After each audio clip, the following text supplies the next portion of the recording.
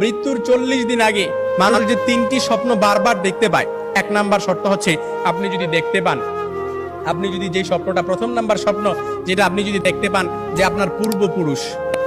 পূর্বপুরুষ আত্মীয় স্বজন যারা ইন্তেকাল করছে তারা আপনাকে ডাকতেছে,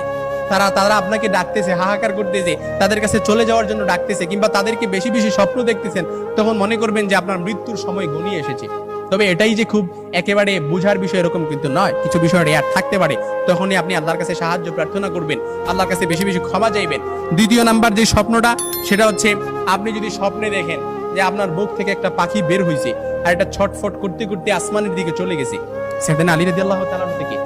আসমানের দিকে চলে গেছে, তখন মনে করবেন যে আপনার মৃত্যুর সময় ঘনিয়ে এসেছে, আপনাকে ইঙ্গিত, এই স্বপ্নটা আপনাকে ইঙ্গিত বহন করতেছে।